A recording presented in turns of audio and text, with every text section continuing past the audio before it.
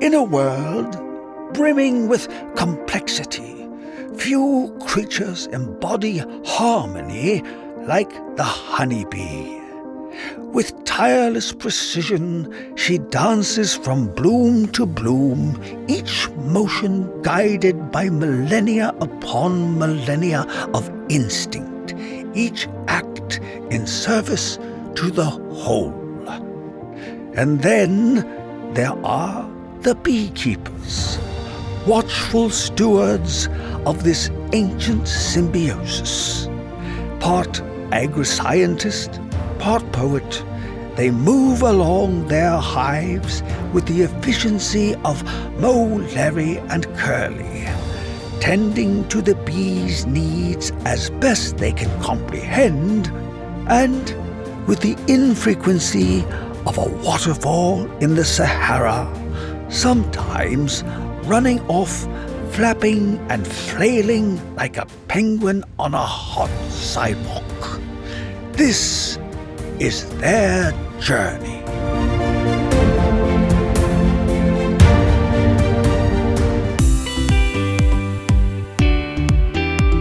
Welcome to Bee Love Beekeeping, presented by our great friends over at Man Lake. Today's show features YAPPY BeeMan, so of course we'll be talking all about bee removals and mixing it up with some real controversy in the beekeeping world, and his most crazy removal of a colony that's been in the wall of a house for over 75 years. But just quickly before we jump into that, hey, we just received this year's numbers from the U.S. Beekeeping Survey. If you remember, last year we saw record colony losses among commercial beekeepers. The good news is that there's some improvement this year, with reported colony losses of 39.9%. So should we be excited or think the problem is fixed? Here's a quote from Stephen Coy, president of the American Honey Producers Association. He says, "While it's encouraging to see colony loss rates come down from last year's historic highs, losing nearly 40% of managed colonies in a single year is not a victory. It's a crisis in slow motion.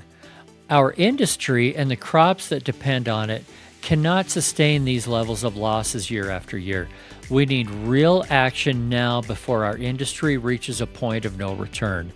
We must continue to invest in research, support, and solutions that get these numbers down closer to the truly acceptable level of 15 to 20%. So I guess it's good news. Maybe a better term is sobering news. But now let's shift gears and forget about all that serious stuff and have a fun conversation with one of YouTube's biggest beekeeping stars. I'm so happy to welcome our guest today, YAPPY the BeeMan. How are you, YAPPY? I'm doing great, and I appreciate you having me on. Well, thank you for being on. I know how busy you are. You were just telling me you're a firefighter, and you do all kinds of bee removals, and you're super, famous dude on YouTube. How did that ever happen, by the way? How'd you get started with that?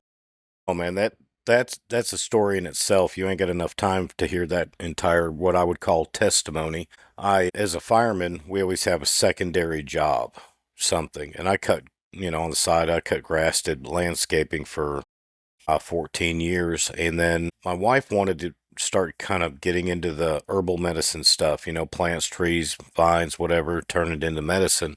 Day came where the class we were talking about the products of a beehive that can be used, for other things other than just honey. And as soon as they started talking about that, I kind of perked up and went, ooh, hey, that's something I can mess with. And learned a little bit about it. And I was already hooked pretty much real quick. One of the members in the class had a bee colony in the back of a barn wall, and they said, man, you can have them bees if you can get them out. Talked to a couple local beekeepers. They said, yeah, we'll help you get them out, and things just kind of rolled from there. Well, the day came to go get the bees, and One guy brought his homemade not shop vac, his homemade bee vac and bunch of buckets, and man, we were just going at it. Well, I didn't have a bee suit, so I got to just stand back and watch. Well, they went through and they cut and tore up and did everything, and got to a point where they had 2 boxes full of bees, and said, okay, well, we got about it as much as we can get. It looks good. We got all the comb out, and they kind of left, and they were framing comb up in the frames as we were going. Got home and put all that together, and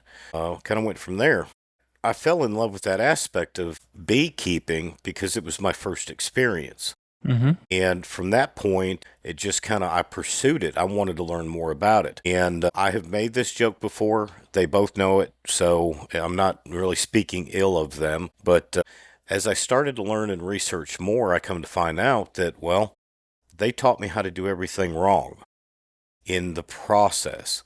So I started watching some stuff on YouTube. I kind of watched how people did things, and then I adapted to that. And I went and had another friend called me and says, I've got bees between my floor. Insurance is coming out tomorrow. The house got hit by lightning. I'm afraid they're going to cancel our insurance because we got bees. Can you come get them? I'm like, well, yeah. So up on a ladder for 6-7 hours getting bees out of this void space, and it just kind of went from there. And then, it's just been a steady progression ever since. I've had doors that have opened for me that I didn't even know to knock on when it came to this.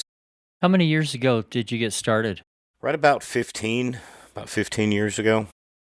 And it's kind of funny because I had friended one of the most well-known bee removers in the world at that time. In my opinion, his name was YAPPY BeeMan. JP does videos online. He's been doing it for years. And he was one of the primary people that I had watched how he did things, start to finish, open things up, how he handled things. Ended up, I reached out to him and we started communicating, got to be really good friends. And he invited me to come to a little bee gathering thing that they called the Bud Gathering. Back well before our normal social media that we know now, you used to pretty much get on the internet and go to a .com and go into chat rooms. And it was just basically threads. Somebody would ask a question, people would answer. And the original group, one of the original groups that were more well known was the Bee Master group.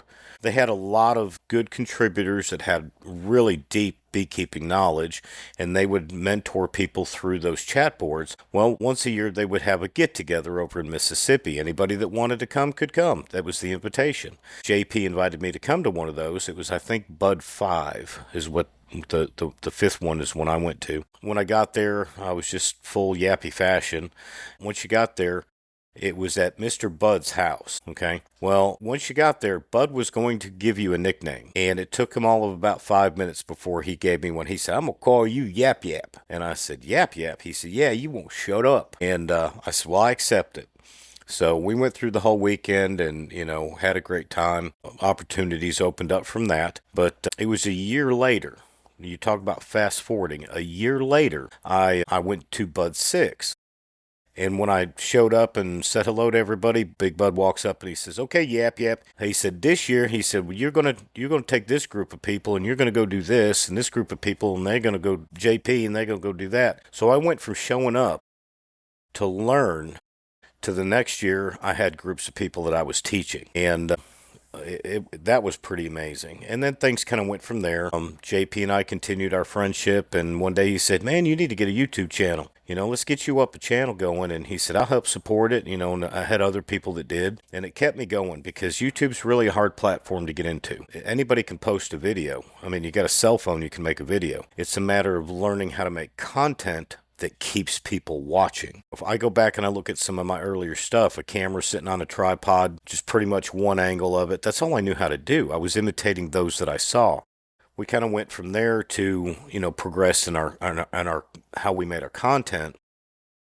But it was just put the videos out and continue to grow. And it gets real disheartening when, you put your stuff out there and you're getting, 2,000 or 3,000 views. And then all of a sudden one year, I just happened to hit just right. The video that put me on the map was one that I got a phone call for a huge swarm, monster-sized swarm in a cedar tree. And I get there and was like, whoa, this is so cool. Backed my truck up under it, put out a tarp, put out a 10-frame box on it, climbed on top of my truck, and all I had to record it was my cell phone. And I hit record and started recording. It was a little bit wobbly in there. It was my worst video. 7 minutes later, after all this went through, I'm not giving you all the details, so that way people look down in the description and everything, they can go find it. But if they don't see it, it's just find me Yappy BeeMan, and the videos, if I hadn't caught it on camera, you wouldn't believe me. And the reason why I titled that was because I didn't even think about it. There was one particular thing that happens in this swarm that never happens, and that is I had reached up in there and had a handful of bees. And I was like, oh yeah, the bees are great. Shook them down. And when I looked back right where my hand had just pulled those bees out, there was the queen. And that quick, reached up, grabbed a hold of her, had her in my hand. And I'm like, now what do I do? I'm holding the camera. I'm holding the bees. Can't put her in a cage. I had the cage right there. You don't have that many hands. No. So I told everybody, because I wasn't stopping the recording. I just said, hang on, people. I only got one hand. Well, got the cage, put her in there, and then I put it back up, and I'm holding the camera. And I'm like, this never happens. It happened to me twice in 15 years. The first time it happened was similar, but not completely the same. But the first time that it happened was 5 days earlier than that, where I had a small swarm in a bush, and as I was looking at it, the queen just comes walking right across the top. And I mean, as soon as I saw her, reached down, grabbed her, didn't have a cage on me or nothing, and had to go take her, go back to the truck, get that, put her in there, and it's like, here we go. This was 5 days later and completely different in sizes, but it was just like, it blew my mind. But that's the one that actually just my whole channel was blessed because that's the one that blew up. It just kind of went from there. So I went from 4 years of YouTubing and 5,000 subscribers to a month later, it started rolling. And it rolled and rolled. And when I was watching it and it hit 1 million views, I was watching the numbers and I thought, man, I'm going to go to bed. When I wake up in the morning, I think this is going to have another million because of how it was rolling. And I got up the next morning and I'm watching because, man, it's ticking down, 6 o'clock in the morning. And then all of a sudden, boom, there it hit 1 million. But it was getting 50,000 views an hour. At one point in time, I had over 125,000 views per hour, 5-6 hours in a row. And then it would drop back down a little bit, but then it would boost and boom again. So the video's been seen all over the world. It just, it put me on the map. And from there, it's just been an awesome ride. That's so cool. Well, let's talk about swarm removals a little bit. Okay. You mentioned to me earlier you were out doing a regular job today. You're in Alabama. Yes, sir. Tell me what a typical day is like, and maybe today is a good example. If I'm not at the fire hall, and it's not a Sunday family day, and I generally try not to do on Saturdays either, but I'll schedule Monday through Friday. But a typical day is taking 2 or 3 calls about bees, and then from there it's, driving to one. I could travel 10 minutes away or I can travel an hour and a half away. But once I get there, it's pretty much, assess the situation, find out where they're at, pick the best route to go to get them that causes the least amount of damage to a home and the easiest to repair for the customer. Educating the customers are probably the most important thing that you can do when it comes to bee removals, because the general public, doesn't understand what we know. We are beekeepers. We understand bees. But to try to explain that to people is that you're in a good place. It's okay. They're not going to hurt your house. They're not out to hurt you. Don't do this, but if anything weird happens, call me. And I spend about 45 minutes on the phone with everybody that calls me assessing the situation. I've done this enough to where you can send me a picture of the side of your house and I can tell you where your bees are at. I already know. They get into just about everything they can get into, but you just giving the customers home respect, educate them, and do the best job that you can at a fair price, and it will continue to come back to you. We could go off on a whole tangent when it comes to how I feel about some people and doing their bee removals. I mean, not that I'm some kind of an expert at it. I just feel like I do a good job. There are a lot of good bee removers out there. I just happen to be one that's known. In doing that, I feel like I'm getting to a point now where I'm going to start going down a road where I start explaining to people, those different things. The best practices as a remover, but also you got to be real careful in how you share your information. There's been a couple of people that, they want to They want to post their progress. And I can't say whether they understand what they're doing. Probably not. But I'll give you an example. There's a guy that has been doing really well this year in his location. I see his social media posts. One of the posts that he showed was the basement of a home, and it was a block foundation. So the whole wall, everything's all cinder block. It had bees in it. In that, he literally went in through there and starts busting concrete blocks. Now, if we, to those that don't understand a concrete block, you have this square piece of concrete, but it's got a hollow here, a center support, a hollow here. And that's what the bees get into. The way they're laid, they can kind of, it's almost like, what's that little game where you put the little red and black little circles down into it, and it falls down through the little thing, and you got to stack them. Connect 4? Yeah, something like that, yeah. Where you're doing 4 in a row vertically, horizontally, Yeah. or diagonally, something Yeah. like that. So, it can kind of end up looking like that in some weird way, you know what I'm saying? We've shown pictures of this job and all these holes that he had cut in that cinder block. And this is what's probably going to get me excommunicated from a bee community. But I'm going to tell you, I'll stand in front of 1,000 people and argue with every one of them. One of my serious mottos is cost versus benefit. Here's the thought process. How much does a normal package of bees cost in your area? If you needed to start a beehive and you ordered a package of bees, how much would it cost? Yeah, they're going to be around 150 to 180. Okay. And a nuke is more like 200.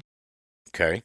Here in Alabama, the state association, some of the clubs, that's their fundraiser. So they sell nukes for, packages for 130 to 150. Okay. Depending on how far they got to drive to deliver them, there's usually a little bit more gas price added to it. And, with the 5-frame nuke ready to go, 2 to 225, 250, depending on average price. So let me ask you a question. If a 3-pound package of bees on average is $150, how much is it worth if it's in grandma's wall? How much are those bees really worth? To get out? No, just once they're out, they're in them. You got a queen, you got some bees. How much are those bees really worth? I'm not sure where you're going with that. I guess the same amount. Okay, it's not a trick question.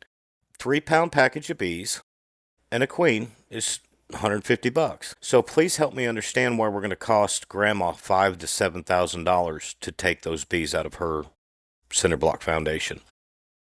What are we saving? Here's another thought process. When you start busting and cutting all that concrete up, or you got a saw so you can cut brick open, when you start spinning a blade on mortar, it turns to such rough, it granulate powders it. And when that powder gets on bees, they have a difficult time getting it off. And you actually will kill more bees than you save. Does it happen all the time? No. We could argue that. It could be argued that, depending on the size of the colony, some different things. But the question comes down to, how much is the cost versus the benefit on removing bees in something that's going to cost thousands of dollars to repair? I see where you're going. So, in my world, it is the most difficult conversation to have.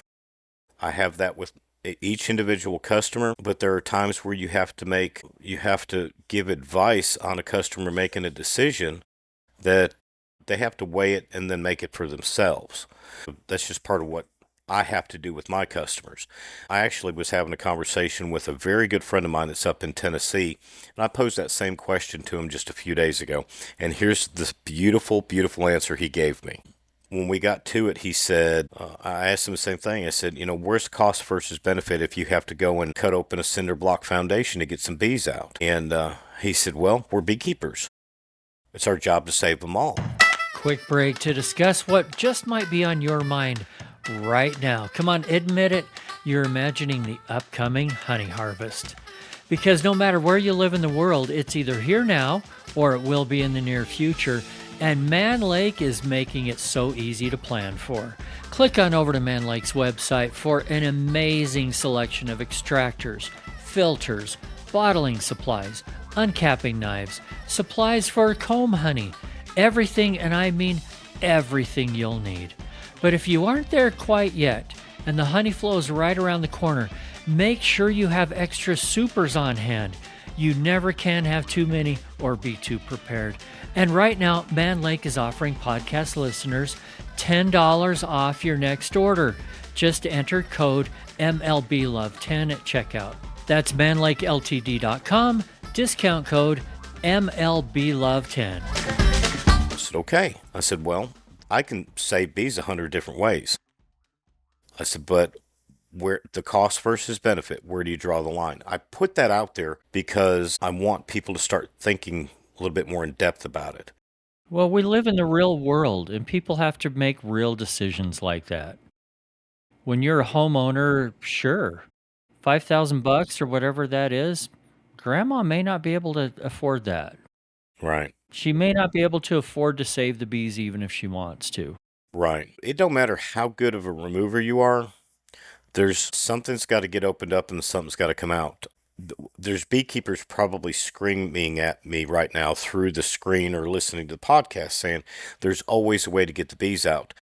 No, there's always a way to reduce the footprint of the bees to some degree if you have to go down a road that nobody wants to really talk about. I don't even want to talk about it, but I want people to be thinking more than just about how much money they can make, because that's something that I've noticed for the last probably 5 to 7 years. There's a lot of people out there that want to remove bees, and they want to do it for one of two reasons: because they love bees and they want more, which is what got me into it. My first beehive, I fell in love with bees. I still am. I sit out there in my yard, and with a glass of tea on a nice day. Just leave me alone, because I just love to watch bees. Then all of a sudden, it is every year you get the brand new beekeeper comes along and they fall in, oh, I want more bees. Some people pay me to take their bees away from them. I would never tell anybody not to get into it. I just hope that they would educate themselves about building construction and how to find them. If you want to put the investment in, like, a lot of other people have on doing the job right, go for it. But it takes a lot to get into it. And experience and common sense really need to go along with that. Now, you get to the point where you're doing it, but you have to develop that thought process, was where I was going on, what's best for the customer and the bees. You got to figure that out. And that's up to the individual beekeeper, and I'm going to leave it at that. But when I was saying that, there's beekeepers that are probably going to be just dog cussing me over this thought process, there's a guy that used to be up in Huntsville, Alabama. His program was that if he wouldn't open up anything in the house. That was his selling point. He's going to put a trap out cone on there. He's going to hang a box there. I'll come back in 2 weeks. We're all good. I met the man one time. I can't tell you what his name is, and bless him, I hope he's still alive. I wouldn't wish anything less. But I can't tell you how many times I've been in behind him in Huntsville because of reinfestations. The common sense when I talk about removal and thought processes. If a queen lays an egg today in a cell, how many days does it take for that egg to hatch into a bee walking around inside that colony? 21 days. Mm-hmm. So if you go and put a trap out on the side of anything, and 2 weeks later you're not seeing any bees come out, so now I'm successful. I'm done. Now I can pull my cone and I seal it up and I go on down the road. What have you done? Nothing. You've killed all those bees that are going to hatch in there. Yeah. Here's the thing. In 2 weeks, you've gotten all your foragers out, and you've gotten the 2-week-old bees to 3-week-old bees out, because they're the ones that came out to do orientation flights but weren't able to get back in, so they went into your box. All right? But there's still a couple of pounds, give or take, of bees that have not yet aged to the point of doing an orientation flight, that are still walking around in there, taking care of the queen, working honey, taking care of the rest of the bees that are about to hatch out. You still got 3/4 of your colony still in the void. And the queen. And the queen. So I'll say that's a whole colony. Yeah, still in there. Still got plenty of resources. They still got plenty of pollen. They still got plenty of honey, all right, that they can work with. And all you've done is you've locked them in there. Now, whether or not, and I make no even thought that whether the person who has done this in the past, or others who have done this in the past, I've always heard 2 weeks is your window to do a trap out. And I still beat my head up against the wall on the thought process of that, because it takes 3 weeks just to get what she laid today, the day you put the cone on. 3 weeks from now, they're just hatching. And then there's another 2 weeks before they're going to do orientation flights and come out. That's 5 weeks. So how long do you keep on doing a trap out? How many trips back and forth? Now, let me get you on this one. Most people say they can, debatably can get a queen out. Most of them say, no, you never will. Well, you never will because you never left it in there long enough. Where you can successfully get a queen out of a trap out is when the number of bees in that void weaken and they start getting overrun by hive beetles. Anytime a colony gets weak, they're going to do their last ditch effort to survive, but they're going to abandon where they're at. So they push the queen out in the last ditch effort and then next thing you know, they're coming out there, and then everybody's going, hey, man, that smells like home over there. So they end up going to your box, and there's a real high potential that you can catch your queen, which would be the hope and joy of what we would do. But how long would it take? How long do you need to leave it there? But let's go back to another thought process in regards to doing a trap out. How long does it take? And there's a lot of different ways that they're set up, and there's a hope that the bees in your box will somehow smell the queen and everything that's in the original hive. It's like they don't want to lose that connection. They just realize they're in a different box. Well, if you're not careful, because some people can't just set a beehive entrance right next to the hole in the base of that cone. So they've got their trap cone, they got their box sitting over here. Once this becomes its own entity of the trap out catch box, then that becomes a colony on its own, which with no queen does what? They start creating laying workers. So now, what have you saved if you don't do this part right? If you're going to do a trap out, then you need to be over here about every 7 to 10 days, putting a brand new frame of capped brood in that box. And you better make sure that you didn't give them a queen cell. You better make sure, an egg to make a queen with. You see, this is the in-depth. Think about what you're doing before you get into it. How much are you really going to have to put into it? Now, Grandma called you and said, I want these bees out of here. All you're going to do is remove bees. If you do a trap out, you're still leaving the mess and what could happen in behind there, because you just can't open something up. So that's the process. I will do that process, and it's within limitation, but it's also, I'm having to show up at Grandma's house every 10 days to check the bees and to add brood, so that they don't create a new queen, laying workers. And what if she's an hour drive away? You're running up a big bill at this point. Exactly. So the person who's doing the job just needs to make whatever decision that they need to. I'm just putting a thought process. I'm kind of starting the snowball going down the hill. Okay? You all just need to pick it up. You just pick it up and make a snowman with it however you feel you need to. All right, and that's where I'm going to leave that. Well, there's a lot of controversial things that we could talk about on this topic. I have read about and actually heard of people who have seen videos on YouTube, and I'm not naming any specific people, but someone with a female with their hair done perfectly, and they look like they're going to, whatever, they're done up to the nines, and they're opening up the floor of a shed or something, and taking all these bees out and saving the bees. And people that don't know what they're doing, unfortunately, see that without some kind of a warning and think they can do the same thing and end up in the emergency room. So, I can't tell you how many times that people have seen me without a bee suit on. I rarely wear a bee suit.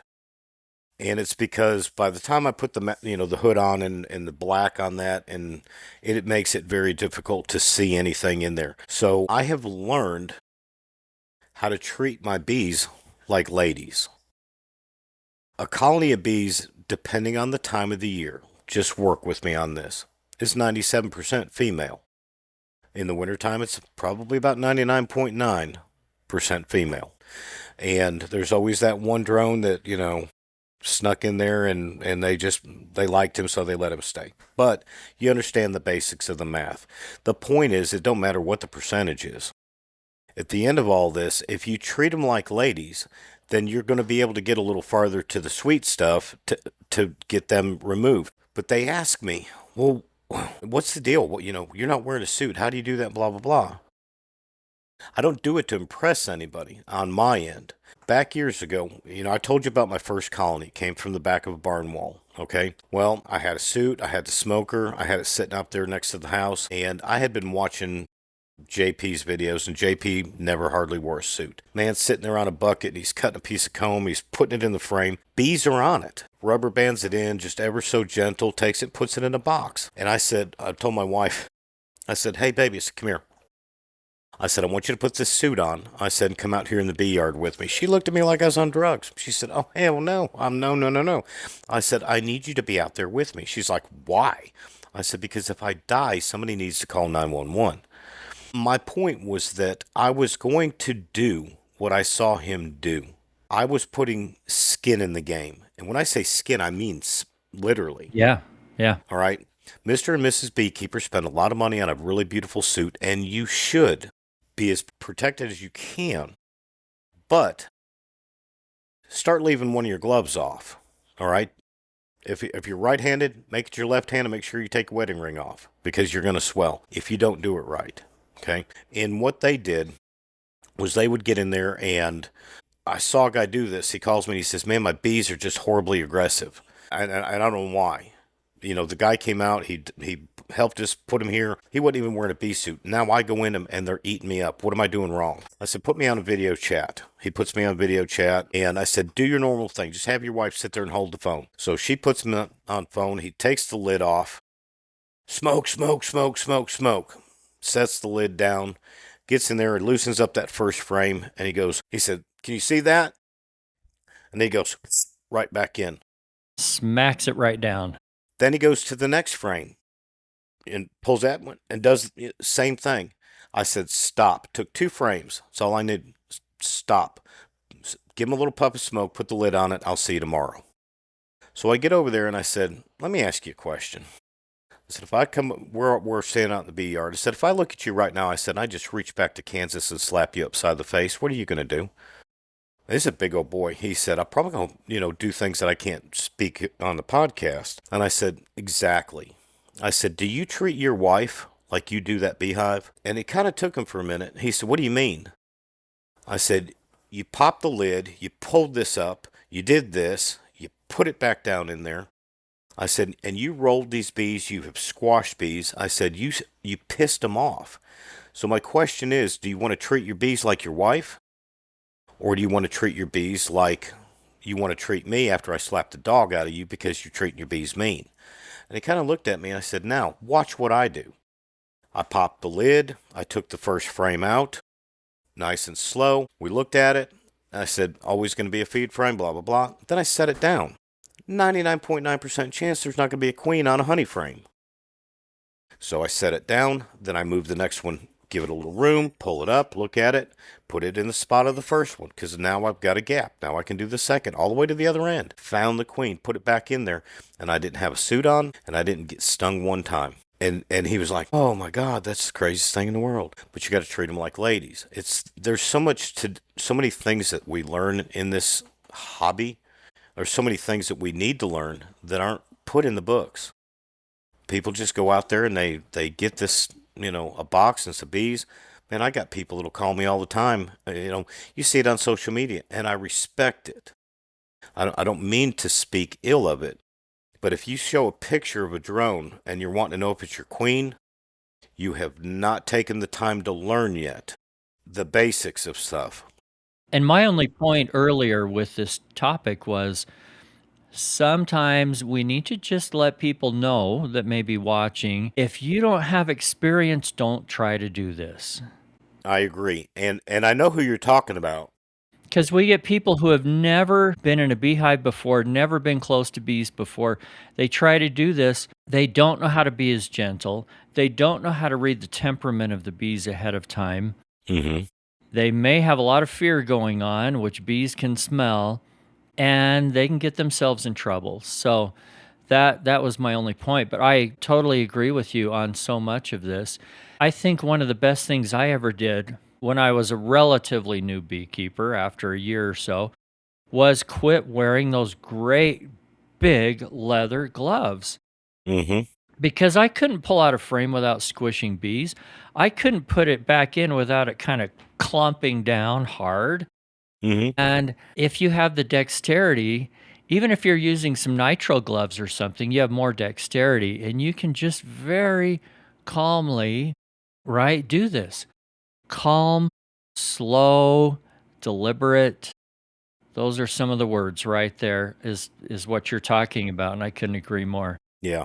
Now I know who your example is, and watching some of those examples, it kind of gets at first I really got frustrated at it. And I'm sorry, but 15 years ago, I was okay looking. I mean, I've gotten a few years on me and a few more pounds. And I'm telling you, I'm wore out. But the point, there is so much that actually can be good in some of the things that we look at, and we scratch our head going, this is somebody that's just using a pretty face and a nice voice to sell a video. It doesn't matter what the topic is. I've seen a few of those. There's a few of them out there that when I see them running around in a pair of shorts and a athletic top, I'm thinking, just go start an OnlyFans page. I mean, you're that close to it, because that's not representing beekeeping.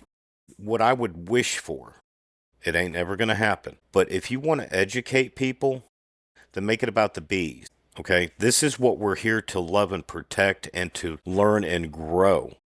It's about the bees, not if my hair's up in the nice, and when I'm wearing the right outfit and I can, but you throw a little monetization on a video, well, the more views you get, the more money you make. So to each their own.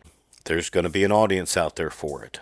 I have an audience of people that enjoy my content because I make it fun. I don't get real technical when I give in my videos. I call them my girls. Okay, I call the queen mama, and I keep it simple because I want somebody that when they see my videos, they don't feel like they're getting a classroom lesson from a scientist or a professor that's speaking over their head in something that they didn't teach in school. One of the other things about some of the people who make those videos that appear just way too easy, they are educating people. They are bringing to the forefront that there are people out there that can actually come and save, remove, and rehome your bees. And for that, I absolutely adore some of them. I might scratch my head and be mad because they got more views than I did. But what they're doing is, and no correlation to anything, but Erica from Texas Bee Works, they'll record their whole video, and then she goes back, she edits the video and does voiceovers on it. Got a very calm demeanor about herself. She shares a story, and people want to watch that. Kudos to Erica for doing that. And for letting people know that we can save the bees, not just Yes. exterminate the bees when we have some kind of an infestation. Right. So, yes, absolutely, that's a great message. Hey, I don't want to keep you too much longer. I want to ask you one last thing. I want you to think over the years of one of your most crazy bee removals that you've done. Can you think of one to tell us about? One or two? All right, so we're going to circle back to where we started, and we'll start to work towards our end. I was invited over to Mississippi to the bud gathering. Okay, actually, I think you've had one of your guests was Emily Mueller up from Ohio. She was great. She was on recently. Yes, so Emily and I met each other and met her husband and all that at the bud gatherings. What's so beautiful about her is the one thing that with Emily, we were in a yard that had a huge swarm up in the tree. Everybody was ready to go to lunch, man. It was like just time was not on our side. But this one particular swarm I caught, and we shook it down to a box. And the question came up about catching a swarm with unmated queens. I said, every swarm you catch is potentially got unmated queens in it. We got to looking at this one. It was the example of that conversation. We'd had that conversation previously, and now we get here and shook them in there, and we start going through, and I caught, what I would call an unmated queen based on her size, her shape, and everything else.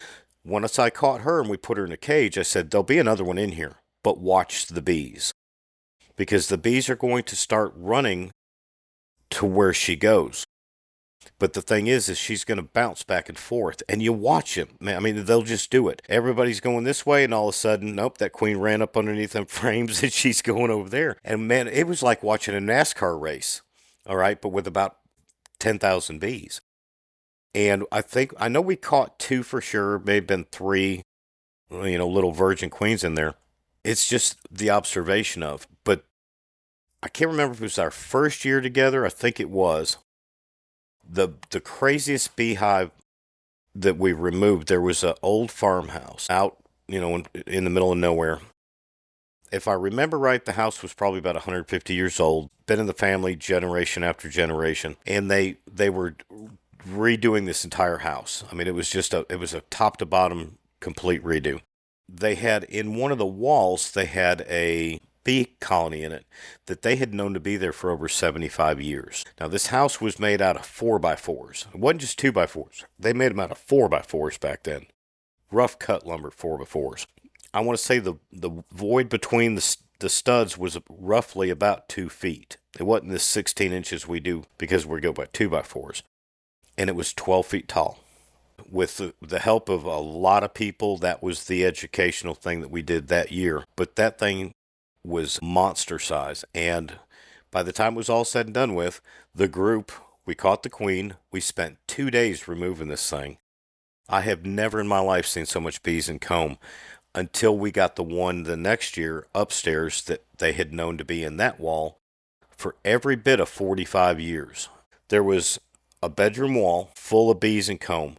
Come to find out, when they put the wall up to divide the bedrooms, it wasn't on a stud. So the bees were coming in, and then they were getting past the wall, and actually in part of the next room. And it was probably 6 to 8 feet wide in the studs, and if that thing didn't have 100 gallon of honey in it, it didn't have the first drop, and it had been there 45 years up in that bedroom. Man, have I done some crazy removals? Oh yeah, I've had a lot of fun doing it, but I will always remember those 2 removals in that one house because of how old and insane they were. Huge. By the way, bless you for what you're doing, because it is hard work. How hot does it get there in Alabama in the summer? Well, plenty hot, right? Yeah, I mean, the humidity is what's going to kill you. Now, granted, half of my removals, 3/4 of my removals are inside of a house, going between the floors or something like that. So, I do really well with that. But like today was not a good day. I mean, just because of the tropical storm coming up, it was raining, had some good wind, and the bees, knowing bees, they don't like weather changes, atmospheric changes, and they let me know it. So it was a rough one today, but so far my eyes ain't too bad. Oh, there's a little bit of swelling there. There's still a little bit there, but I generally, by the time I get home, take a hot shower, by the time I go to bed, I look as normally ugly as I do without bee stings. All right, Yappy, it's been a lot of fun. Thank you very much, and please keep in touch. Well, I appreciate you having me on, and thanks for the opportunity. Thanks again for joining us on Bee Love Beekeeping, presented by Man Lake. Another big thank you goes to Vita Bee Health for their support. Vita's Varroa control range of products includes Apistan, Epigard, and now Varoxan, extended release oxalic acid strips. Hey, thanks a lot, guys. And if you haven't yet, please subscribe to and follow the show, tell your friends about it, and click on over to beelovebeekeeping.com to sign up for our free newsletter. If you have a guest suggestion or topic you'd like discussed on the show, shoot me an email, eric@beelovebeekeeping.com. And remember, if you're not just in it for the honey or the money, you're in it for the love. See you next week.